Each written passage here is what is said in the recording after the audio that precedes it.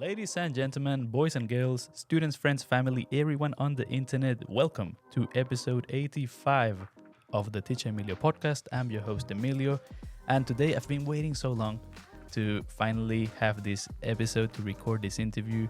It all started from a question that a student asked. But before I tell you that question, let me tell you about my guest.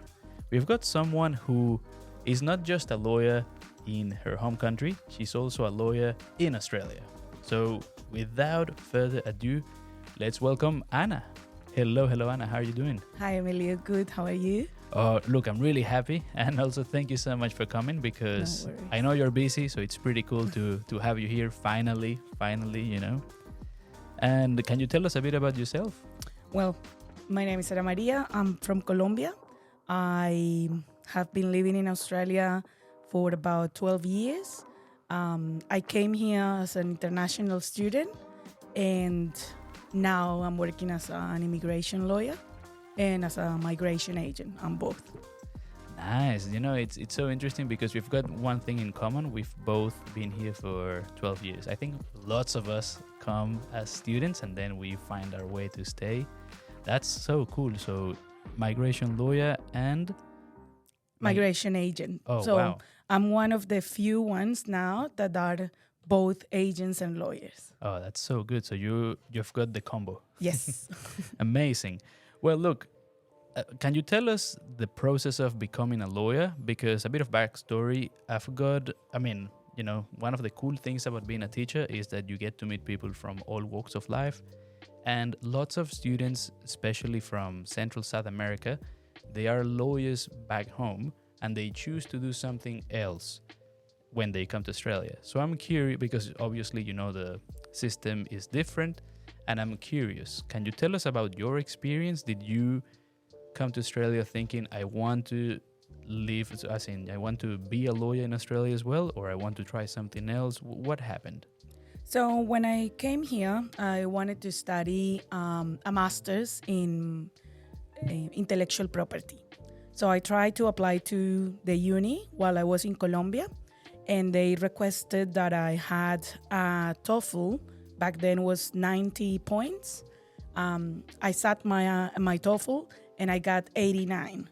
So I messaged the university and I was like, look, I got 89. It's almost 90. Can I please get into the program? And they were like, no, you need to have 90. That's the minimum. So if you want to come here, you need to study English or sit another test again.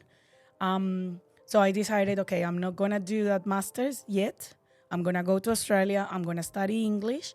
And then I'm going to do my master's. When I got here, I knew as soon as I arrived that I wanted to stay.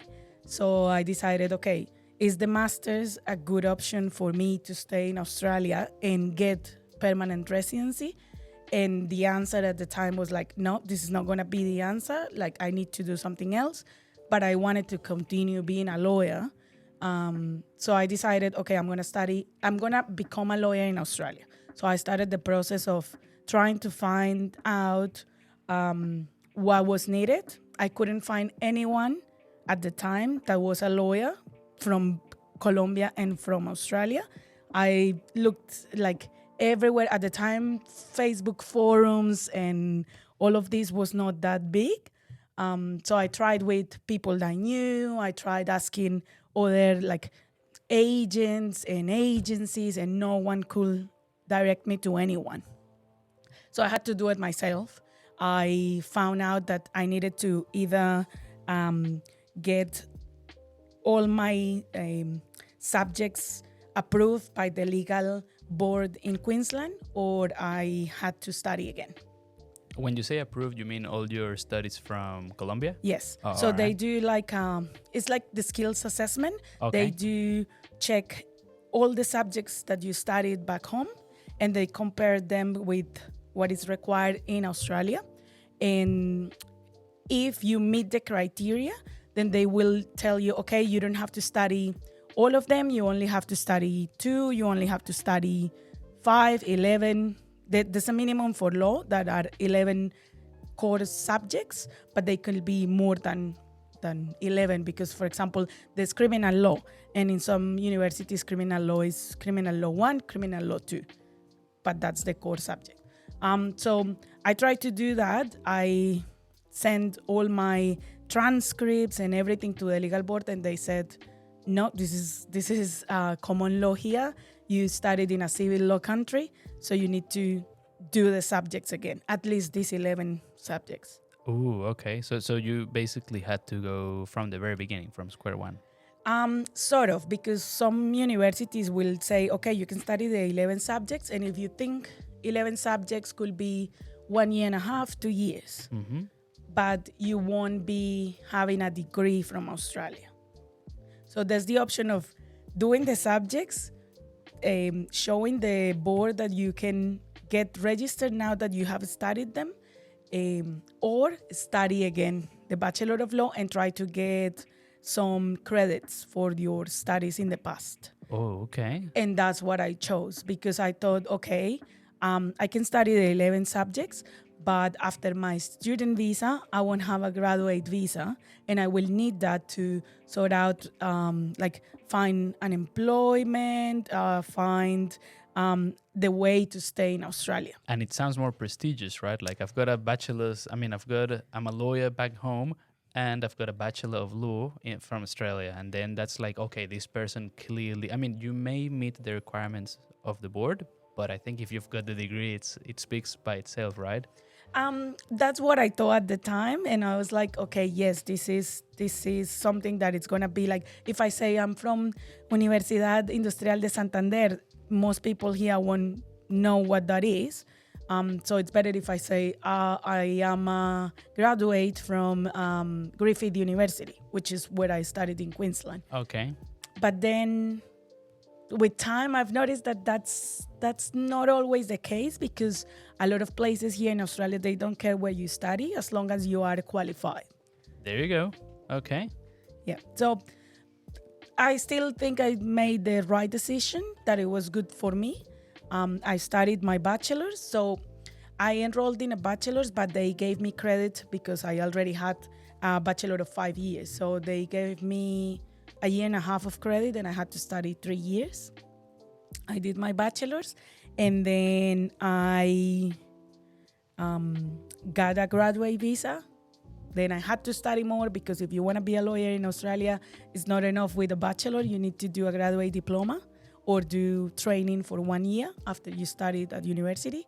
So I did my graduate diploma, and then I got my residency through points visa. Oh, wow. So this is a bit of a summary. So thank you for sharing the first golden nugget of the episode, those 2 steps. By the way, I need to do a quick disclaimer because I'm talking to a lawyer and also a migration agent. This is not legal nor immigration advice. So take this with a pinch of salt. And again, if you want to talk to Anna, we'll have all her details in the description, and but it's important to mention that. Yes. Oh, interesting. And look, I'm not a lawyer, but a part of me thought, okay, it makes more sense to have the degree because of the recognition, or at least it's something that you can say, right? Whereas if you say, oh, are you qualified to work in Australia as a lawyer? It's like, oh, yes, I've got this certificate or I've got this approval letter, but it may not be the same. Quick question, and what happened to the Masters of Intellectual Property? Did you come back to it, or it was more like, okay, maybe I'm just not going to do this just yet? You chose to go do law again and then basically get PR and get to stay with that?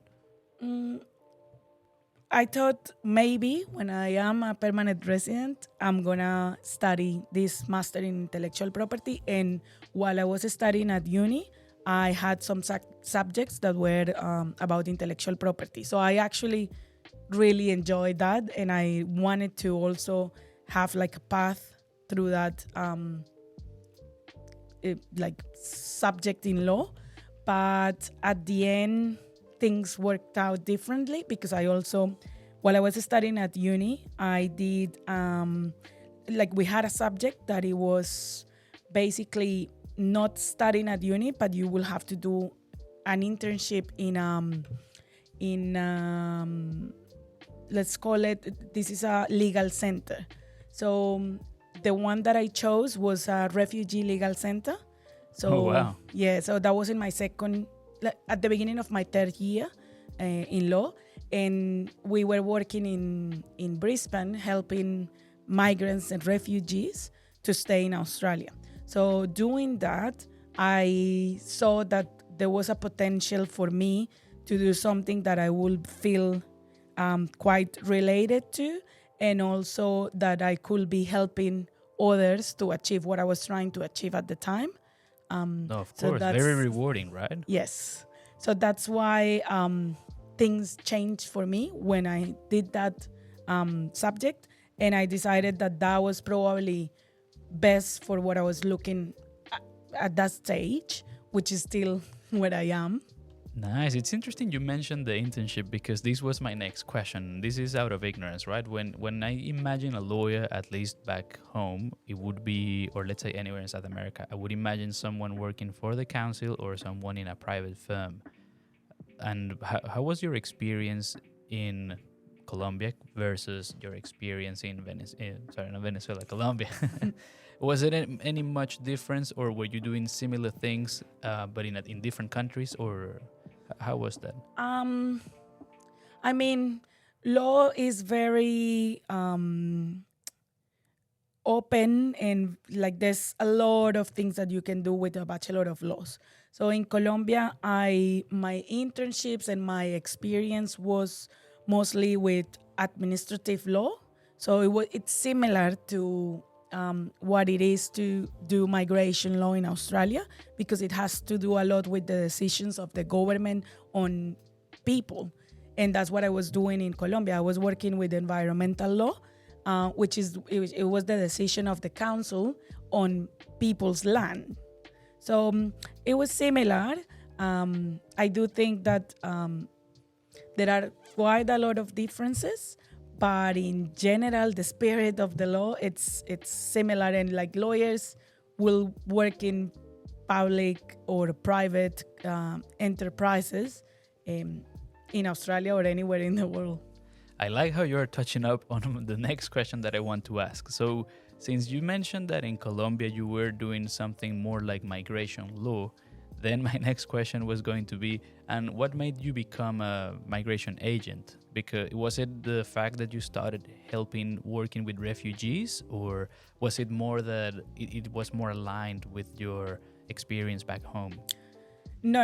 It was basically here when I did the refugee trainingship.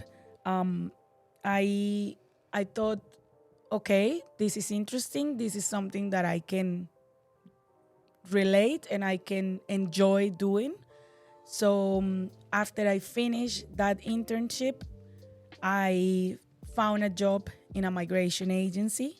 I started working there, and then I realized, okay, this is something that I like. I think I could focus my career doing this, and that's how I started. Like in 2016, I started doing that internship, started with that job, and I've been doing that since. You won't believe this. I'm not making this up, but I started as a teacher late 2016. So this is good crazy. Wow, interesting.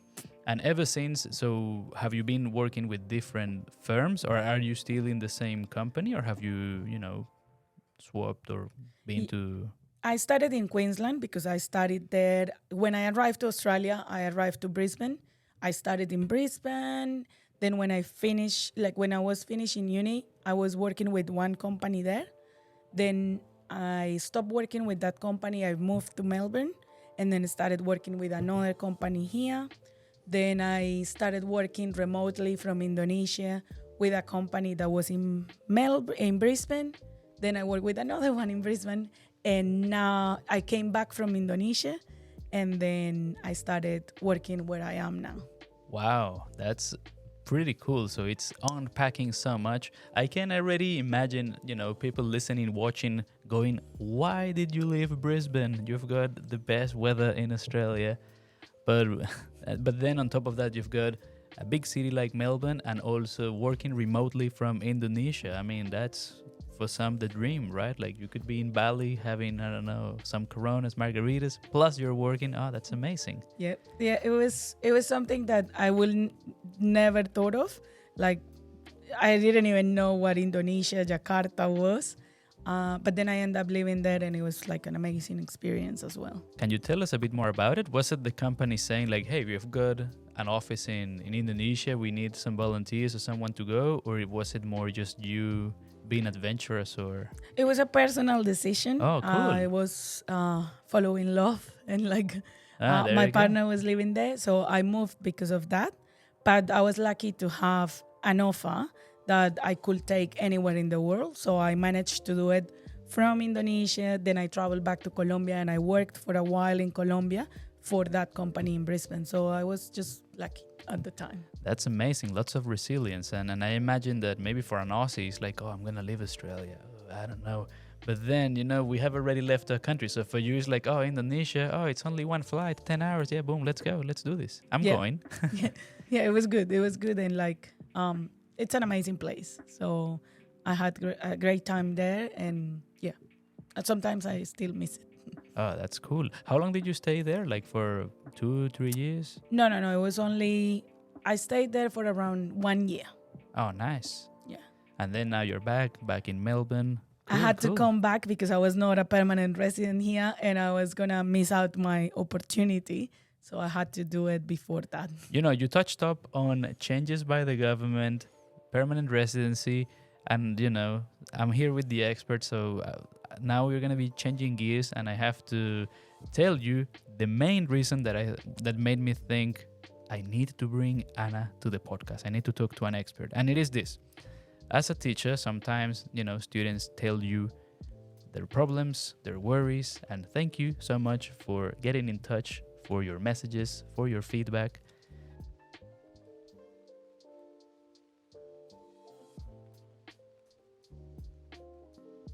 And I had this student, right? And he basically said to me, just to, put things in perspective, young man from South America, he came up to me and said, hey, Emilio, or hey, profe, right? Hey, teacher, I finished my English course.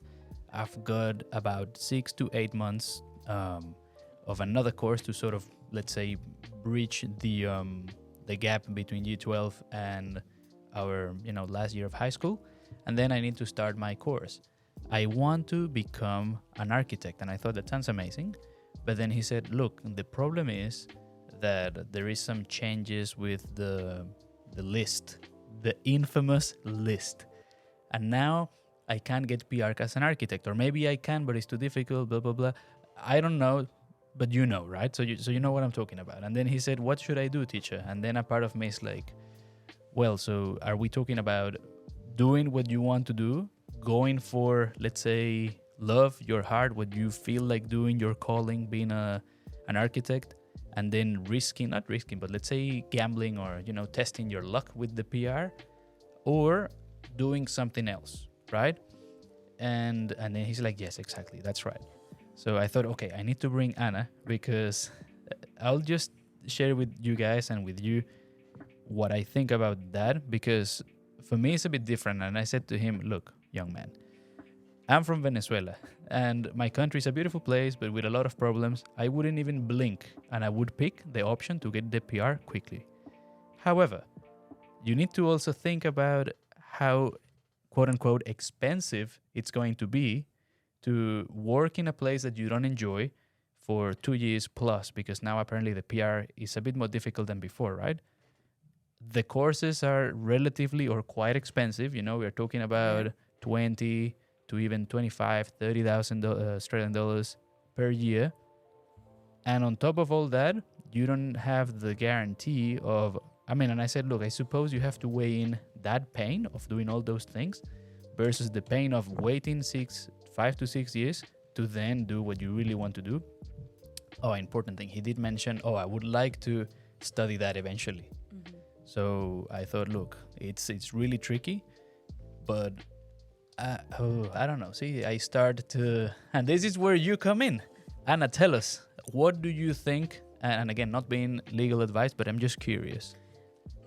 Well, in a case like that, when someone comes to a friend, family member, and they say, I'm thinking of doing this because I like it, or just because I heard it's a good idea for migration purposes, and they are willing to spend money on a course that is, let's say, it's not cheap. My first suggestion will be like, if you are willing to spend thousands of dollars in a bachelor, the first thing you should also do is talk to someone that could help you understand if that's a good pathway, if what you're looking for is to get PR. So my suggestion will be like, if you want to stay in Australia, and if you're looking to study something apart from English, it will be good to have a meeting, a consultation with an agent or a lawyer, and then talk to them. See if your plan works out. Like, when I talk to my clients, I will be like, okay, what do you want to do? Is this really what you want to do?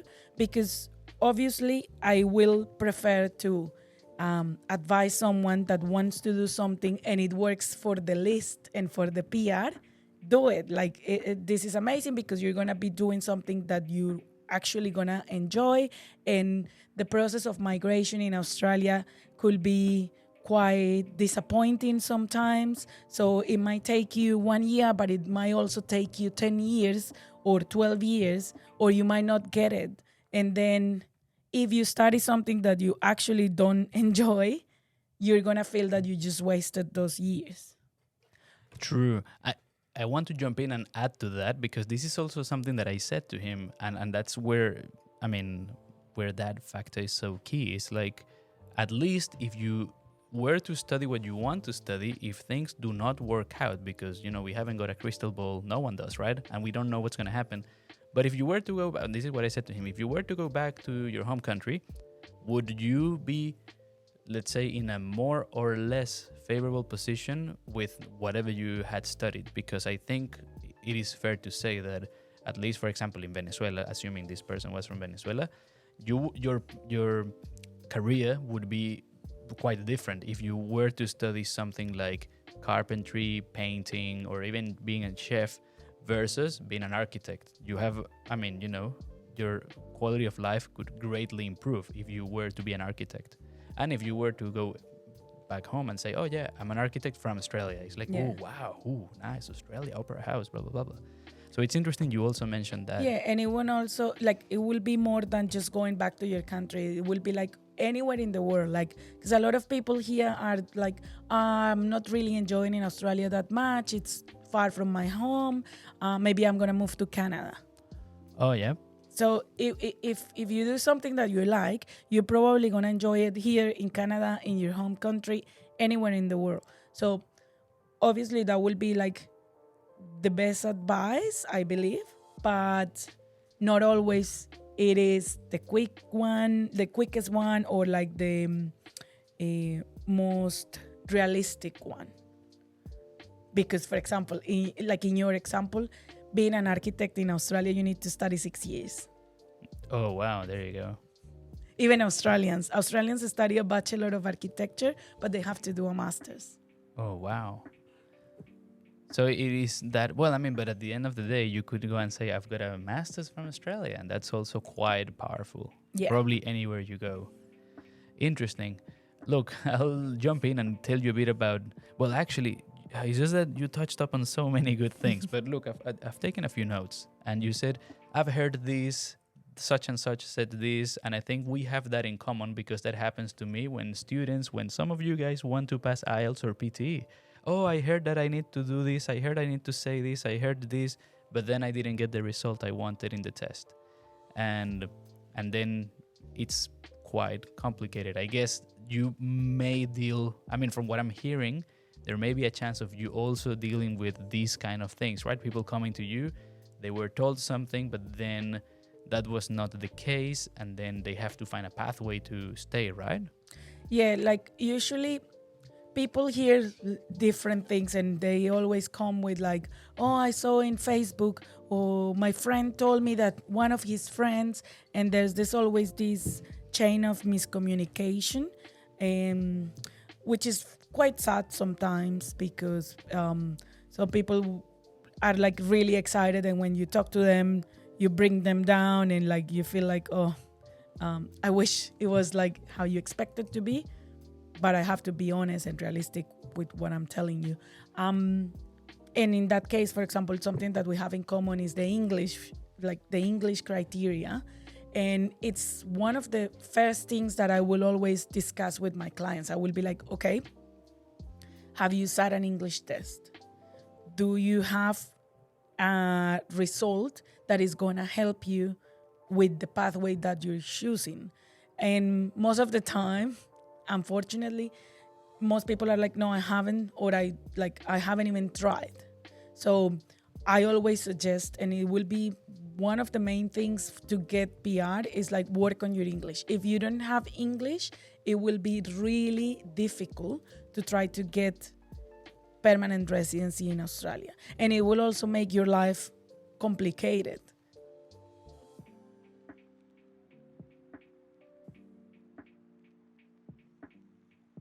Because it's the language that most people will use around you. Like you will have more opportunities to have a better job, to have a better social network.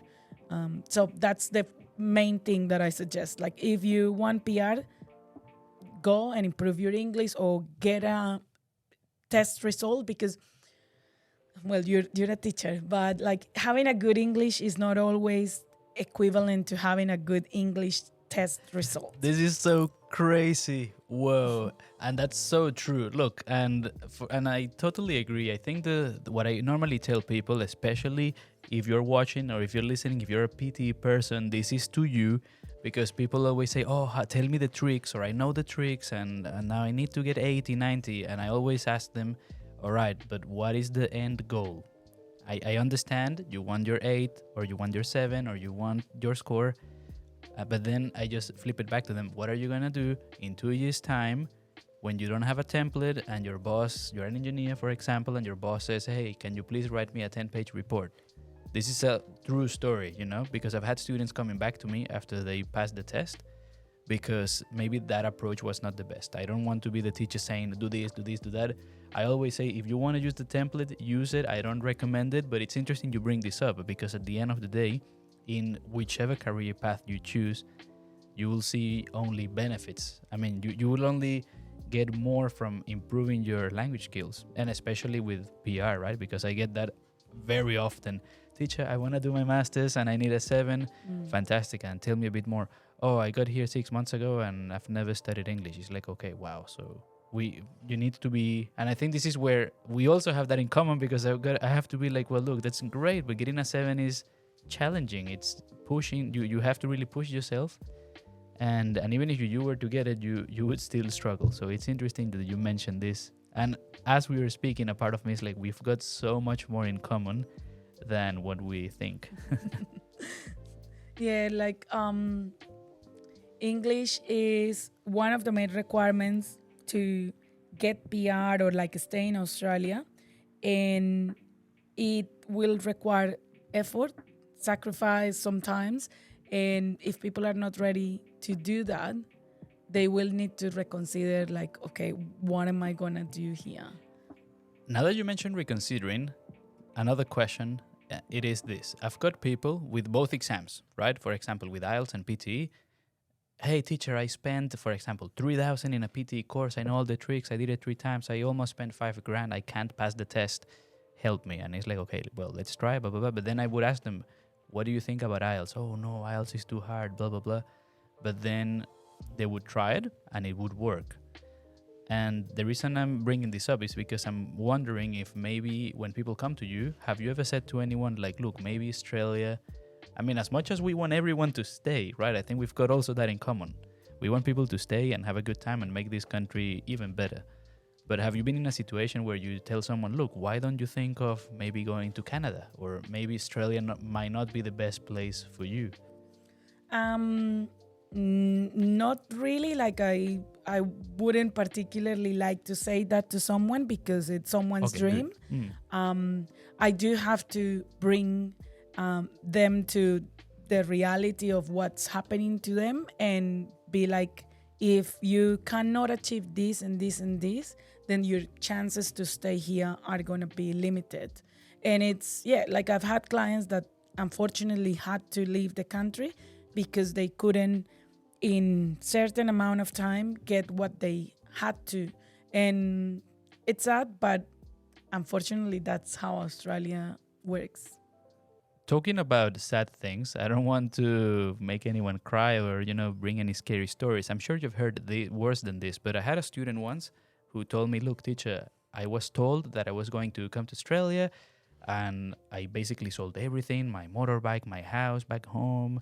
I even got in a bit of debt, but that's okay because I heard from my cousins, best friends, sisters, that I'm going to just come to Australia, and in like the first 3 months I'll just get a full-time job, and then I'm gonna do this and this and this. I'll get my bachelor's in a year and a half because I've got credits, and I don't know, with my salary I'm gonna repay debt, I'm gonna buy an investment property.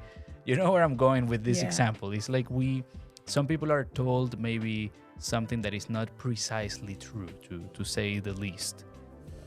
What do you think as an immigration lawyer, an expert in the field, what do you think about this? Well, I think part of that is what happened with the pandemic and how the government was being very open with students and working holiday visa holders and everyone that was in Australia while the borders were closed, because the government was needing people. So the fact that they were so lenient and they allowed people to work full time and not really paying attention to the rules of studying or not, that created like a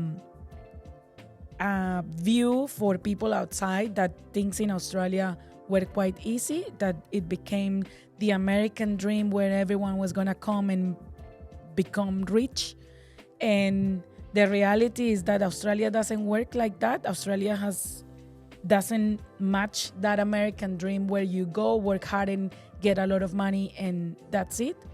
Here, you have to, like, the same way you earn good money, let's say, compared to countries in South America, for example, the same way you're going to start spending. And like Australia doesn't offer that like a possibility for everyone to become rich, but it does offer other things like a good quality of life, feeling like that you have a work and life balance, that you can actually go outside and enjoy life without having to worry about dangers. Like obviously there's danger everywhere, but like not the same like you will find in developing countries. Yeah, not like what we would experience. Yeah. So that is what Australia has to offer. But most people come, like, no, not most people, but a lot of people are coming now after the pandemic, thinking that because the government was so lenient with the ones that were here, the government wants, like, it's going to continue doing that. And unfortunately, we've seen now that the government already started a strategy to control migration in Australia because the numbers have gone over what they thought were going to be. And now there's a lot of international students that they didn't plan for. Oh, wow. Okay, look, that was something I also wanted to mention, and it is, you know how the new changes when it comes to getting an IELTS 6.5 or equivalent to extend the visa, and also apparently like people being 35, over 35 cannot extend the visa, right? Mm-hmm. And a part of me thought this is almost like you're shooting yourself in the foot. Why would you? I mean, there is a lot of speculation, right? But that, I mean, it didn't make much sense to me. But now, since you're saying that there are more students or international students than expected or than was predicted, it sort of makes sense, I suppose. Yeah, like, look, the changes that people are mentioning at the moment, they are changes that are supposed to happen. They still haven't happened. So we don't really know when and how they are going to apply. But it is like Australian migration is like a way, like it comes on waves. So sometimes the government will be very open to have migrants. And then once there's a lot of migrants with the supply and demand, then they will reduce the amount. So we're seeing that like we're where it went really high in 2022, 2023, and now it's coming down again. It has happened in the past. This is not the first time. Changes have occurred like for years in Australia, and the fact that this has been announced, like changes for the English exam or the age, doesn't mean that if someone wants to come to Australia or wants to stay in Australia, have to panic and think like, oh, this is the end, like I'm not going to have an opportunity. Okay, that's good news. Yeah, like it will change, and Australia will want to have the best people out there for what they want. So good qualifications, good salary, good English, but at the end of the day, it comes in waves. So there's always options. And yes, the English is one of the things that seems likely to happen, where they're gonna increase the English results. But that said, people now have better English than they used to have in like 20 years ago for Australian migration, because they didn't have the same amount of people trying to come to the country. So now there's more competition. That's such a valid point, and if you hadn't told me, I wouldn't have thought about that.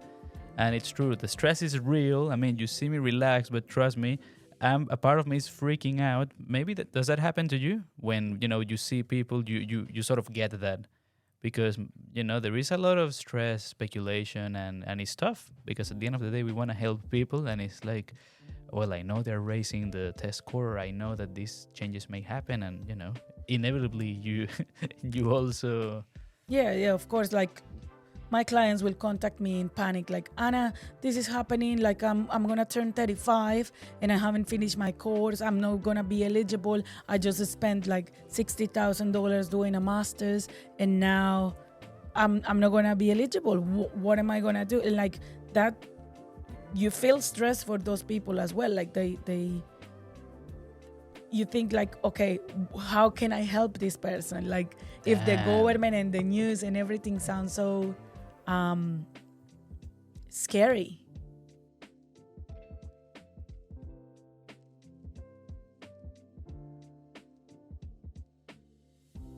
It's really nice to hear this from you, because there have been some cases. This is like, I think I'm going 8 years back, where some agencies would bring some people and then it turns out to be a scam. And I think it's very soothing, calming, and it's also reassuring to those watching that, just because something bad happened in the past, or just because there may be an agency or someone saying something that may be negative or taken the wrong way, there are, those of you guys that really want to help people out. Yeah, of course. Like I know that sometimes people find migration agents to be just trying to get your money, but in reality, it's like most of the people that I've met in this profession are professionals, and they are really going above and beyond to try to help their clients.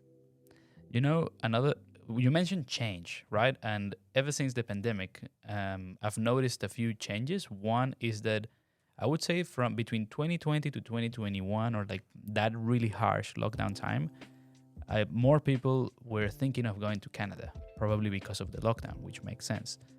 Then I've noticed that probably between 2021 onwards, when the conditions started to ease, there was this thing. I get a feeling what I'm telling you is almost like the same as the test templates, that there was this rumor or like this thought of, don't stay in Melbourne, go out of Queensland, don't go to Sydney, go to Adelaide, go to Tassie, go to Perth, and stay there, because that's like the fastest, most efficient way of getting the PR. The two questions. One is that true? Does that what do you think? Sorry, let me just be very careful with my wording. What do you think about that? And also, is that starting to change? Because from my teaching experience, more of my students, more of you guys, are getting sponsors in Melbourne, Sydney. So that's, constant. I would easily say that, for example, if I need to go back, let's say 9 months ago, up to today, out of 10 students, 3 are with a sponsor. And I'm always like, oh, congrats, that's amazing, that's sick, it's crazy. Because before it would be like 1 in 9. So there, it seems like progress, but this is just my statistics. What do you think? That's actually one of the good things that I've seen the government implement for migrants, and is the opportunity for everyone to apply for permanent residency after working for 2 years with the same sponsor.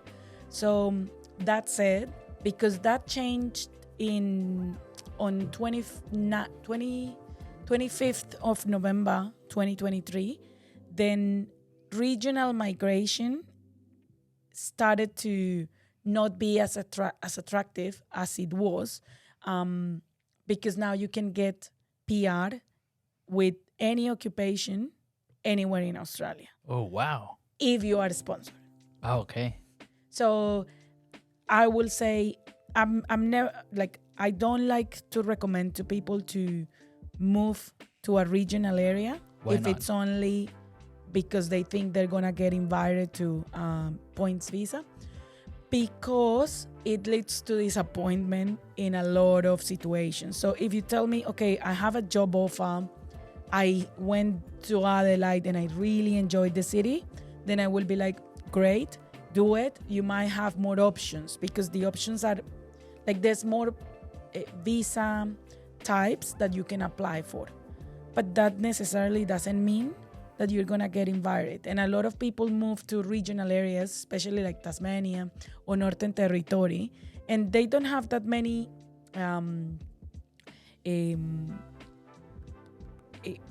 number of visas to give to people that are living there.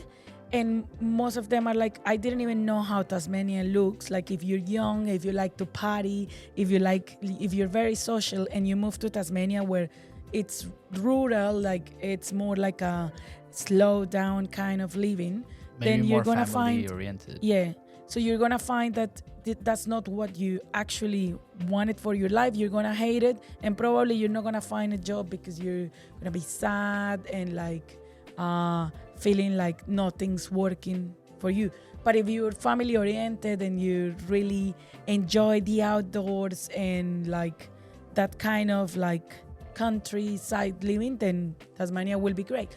But I will only recommend that if you've already seen it, if you already have some sort of knowledge about the place that you're gonna move, and also if you think that the purpose of moving is not only getting a visa. I have to do a quick stop. We have nothing against you, my Tassie and Adelaide people, because I've got, I think Adelaide is my third city in terms of the podcast, third or fourth. So nothing against you guys. I love you. I've got students there. No, and Adelaide is a great city. Like, my sister lived in Adelaide for a year. I went there. I spent part of the pandemic in Adelaide, and I thought it was amazing. Like, I really enjoyed it. But don't move to a city just expecting that the government is going to offer you visas quite easy, because that's not the reality.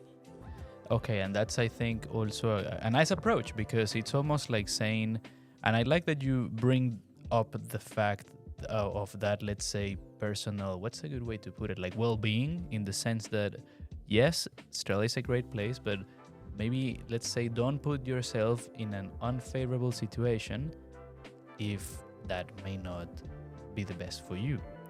But would you recommend to someone, like, assuming, let's say that you've got someone from a country, I mean, this is not about politics, but for example, I'm from Venezuela, right?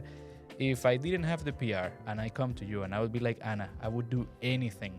I don't care of the suffering of going out. I would bear all the pain just to have the PR. I suppose, is it fair to say that it's on a case-by-case basis? Yes. Oh. Like, I can't tell you, like, move there, because, as I said, now with the changes, everyone has an option everywhere. So if you are an accountant and you already have an employer, then you're going to have the same chances to get PR here or like in South Australia. That's so good. Obviously, accountants is a bad, let's say, like a bad example, because accountants had always worked everywhere in Australia. But let's say marketing specialist. Marketing specialist is it used to be one of the most the most used occupations for let's say people from Colombia that studied a bachelor in business All right. or in business administration, and they end up being marketing specialists. At the like 1 year ago, I had to tell them, look, you're probably not gonna find PR in a city like Melbourne. In that case, you actually have to move to a regional area where you can get a sponsor visa or where you can get invited by the government. But that changed on the 25th of November. So those people come to me now and I'm like, where are you working? You already have a sponsor? Great. We can do PR here. Whoa, ka-ching, ka-ching, ka-ching. Yeah. Nice. I think another cool thing, and I'll mention this, is that, you know, when I said that lots of students thought of going to Canada in 2020, another interesting thing that lots of students have said, I think from the beginning of 2020, which I don't know if it could be the pandemic, right? People telling me, teacher, Emilio, profe, whatever you call me, right? And it's like, look, I mean, maybe if this doesn't work out, I'll just go back home because, you know, no offense, my country is much better than Venezuela and I could work and, you know, as in life is not, I mean, it's not Australia, of course, but it's okay. It's nice. I have got good living standards, etc., etc. But it's interesting because some of them now could stay with the sponsorship that you just mentioned, because you could be thinking, okay, I'm an engineer or I'm an accountant or I'm this or I'm whatever. And you don't have the push of, oh, maybe I should go regional. I could battle. I could test my luck, if we could put it that way, and then see what happens. Maybe that's one of the reasons why maybe more people are thinking of staying in Melbourne. Yes. And probably Sydney as well, or like all the major cities. Because if you're a city person in your country, there is a chance of you doing that. Interesting. And when it comes to, let's say, all these changes that we see, actually, before I forget, quite important, you mentioned accountants. Actually, I don't know if I've told you this, but you're talking to an accountant. And I had to change because back in 2014, 2015, it was so hard to get the PR with accounting. It still is. There we go. I think back then you needed like 90 points, which was so hard. It was almost like you gotta be 37 to 40. You need to be married, have 3 kids, 5 years experience in your home country, a bachelor's, a master's, working in a regional area. You should have NATI, professional year, and high distinction. And I was like, okay, mine. Yeah. And also you need to have internship from NASA. Okay, maybe. Yeah, that's now not for it's me. like 110 points. Whoa. And all of that plus survive COVID, like Yeah, everything. you must have had COVID 5 times with the 3 vaccines. Oh my goodness. But what I was going to mention is now I think chef was was an occupation that got lots of popularity from 2015. Are you seeing any trends, or are there any trends in terms of what people study? Thinking of, someone listening that may be asking or thinking, okay, look, I'm here watching or listening to someone who was a lawyer back home, came to Australia and kept doing what, she studied. Because sometimes we talk a lot about changing, doing different things. Actually, in that we're opposites, right? Because I did something completely different, but you kept doing. So I'm just wondering, what do you think about that in terms of like occupations or any trends or... There's definitely trends, and there's definitely occupations where the government will be more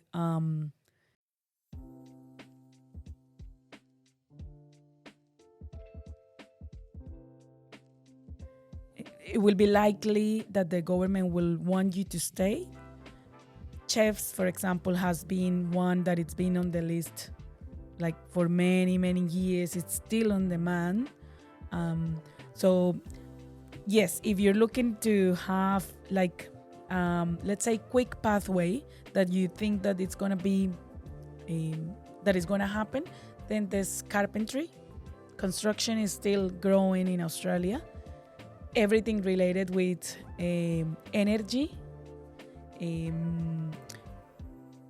commercial cookery to become a chef.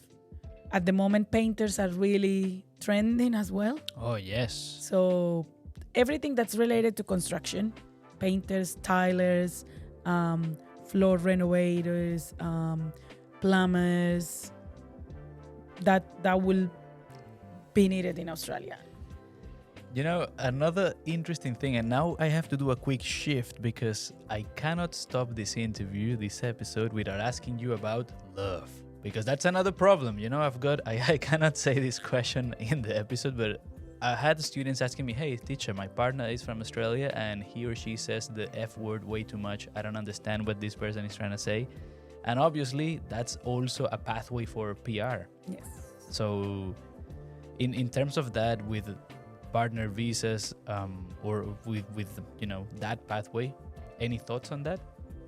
I think it's great if you have found love and your partner is happy and willing to help you with a residency. I actually tell my clients, because like sometimes I have clients that tell me, Anna, it's too expensive. Like the partner visa is too expensive. And yes, paying the fees for the partner visa, which are at the moment are like 9,000. Oh, It wow. is expensive. But when you think about the whole investment, like, okay, if you don't do your partner visa, you're still gonna have to study, pay for the student visas, pay for the sponsor visas. And when you add up all of those payments and fees that you're gonna end up paying, it will be like 5 times more expensive than what you just spend in a partner visa. So I think partner visas are great, and they are also like a good way for Australia to continue growing.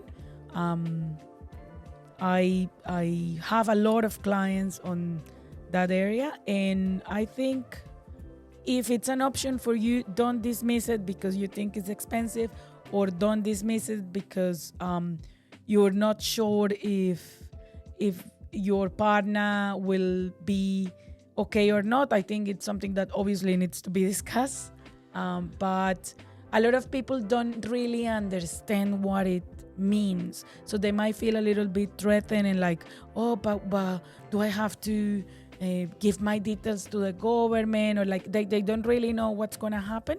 So if you are in that situation where you're considering to apply for a partner visa, then it will be good also to have a conversation with an agent, with your partner, the three of you, where you can decide if it's or not the best option.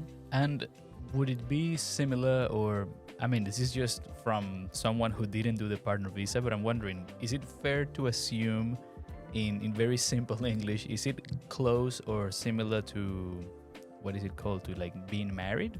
Or like, let's say, taking the relationship to that next step?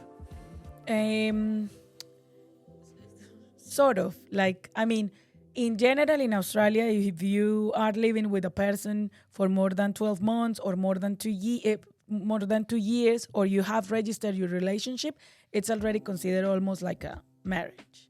So it doesn't matter if you have or not the partner visa. Like, it does have a lot of commitment, but it has different things that a marriage will have. Because if you get married, you need to divorce if you don't want to be with the person.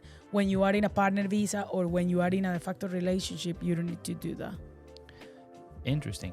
So let me put it in simple words. Go and propose. No. What about the case, because I've heard about this, I don't know how true it may be, but people who would choose to stay in a relationship to try to sneak in the partner visa, because I guess that's the dark side of the partner visa, right? And I suppose from both sides there is going to be like maybe that assumption of like, oh, does this person really want to be with me, or is it just to stay with the visa?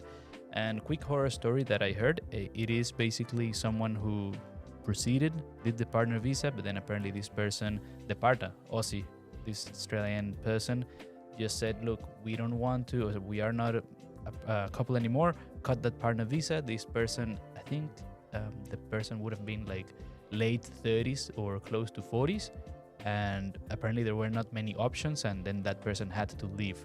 I suppose that it is fair to assume it would have been one of those cases that where there was not much communication, and this is just like, oh, let's just wing it, let's apply for the visa, she'll be right, and then you just don't know. But it's good having that conversation, right? Yeah, I mean, obviously you have to talk it, and like, everyone's mind can change. I understand that some people might feel threatened that I have to put my future in someone else's hands, and in a way, it is like that. But that said, you don't go in a relationship thinking that it's gonna end. So There we go. when things like that happen, again, go and find an agent and try to find a solution for your legal status in Australia. There's always ways to at least remain in the country. So it's not like if your visa is canceled or if your visa is refused, or if the government is trying to, like, it's been notified that your relationship finished, you don't have to leave Australia immediately. There's always ways, but I suggest that you find an expert or someone that really knows the law and will tell you what to do. And that's true. And I think it is fair to also say that, I mean, it's not always negative. I've have close friends whose partners are Aussies or Kiwis, and obviously, you know, these people are doing their best to follow a path, but then, you know, they had the bonus, let's say, I suppose, of the partner saying, hey, I heard about this partner visa thing, let's do it, you know, we can get you to stay here, settle, and yeah, let's just do it. Why not? I mean, it makes so much sense, right? In the sense that you're basically, maybe we could say it's sort of a shortcut, and financially it makes a lot of sense. Why would you spend 50 grand when you can spend, let's round it up to 15 or 20? It's like you're spending half, you get to stay probably faster, so why not? Why wouldn't you do it? Yeah, and like who is to decide if if someone found love, why is that less relevant than having a career? Like, I think if you can apply for a partner visa, you should definitely consider that.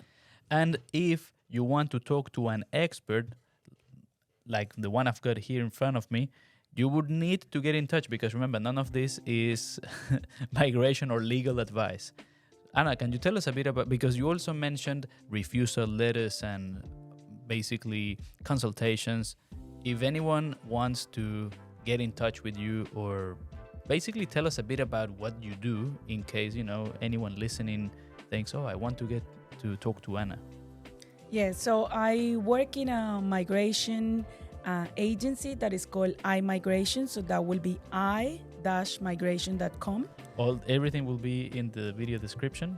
Yeah, and we have a team of around 22 people. We specialize in all different kind of visas, and we also do appeals to the tribunal. We also offer legal advice in certain matters, so it will be commercial law, civil law, family law. So if you need any advice on visas or in those areas of law, you can contact us.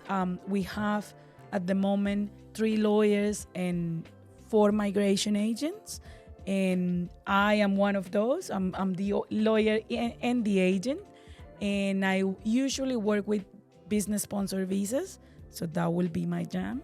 But Nice. I also do partner visas, and we help with skills assessment. We help people that just arrived but they want to find a pathway to stay. So that will be something that you can contact me. And like, we do most of our consultations online. So if you want to talk to me, you can see me. Oh, that's fantastic. I was going to say, tell us if you do online consultations, because maybe someone from other parts of Australia may want to get in touch. Yep. Like, most of them are online. Sometimes we have in person, but that's usually when we need to go to court or is something more related to appeals. This reminds me of the principal's office, because I always tell students, this is the principal office, but I hope you don't go there, because if you go there, something bad happens. So it's almost like, I hope you can help them out, but if you see them in person, maybe something bad happens. So hopefully you don't get to see each other in person. Yeah. But like, if you need any advice, if you need to create your own pathway to stay in Australia, then definitely book with us. Awesome. And remember, you can put Emilio 10 and get your 10% discount. No. Maybe that's when I get, a few 100,000 subscribers or something. Anna, it's been amazing. Just before I let you go, can you tell us any maybe forecast or any predictions, something that you think or you see that could happen? I know there is a lot of speculation for 2024, and also tell us a closing message. So, boom. Okay.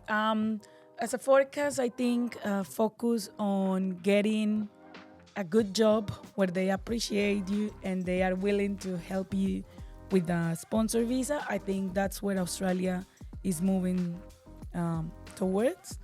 And as a message, I just want to say, like, if you really like Australia and you think that you can make Australia your home, fight for it. Like, there's many ways. Like, study your English and try to be open-minded to have all the options possible so that you can call Australia home. That's just unreal. I'm not gonna add anything. Let's leave it at that. Thank you so much for watching this interview, for listening. If you're on Spotify, if you're driving, I was gonna say if you're driving or whatever you may be doing on your commute, your day off, thank you for being here with us. Anna, it's been amazing. Thank you so much for coming. Maybe we could do an update in the future. Yeah, that sounds good. Thank you, Emilio. And I hope you had as good time as much as I did, and we'll stay in touch. Thank you. Well, guys, this was episode 84. I'll see you in the next one. Don't miss me too much, because I'll see you next week. And take care, and bye for now. Boom.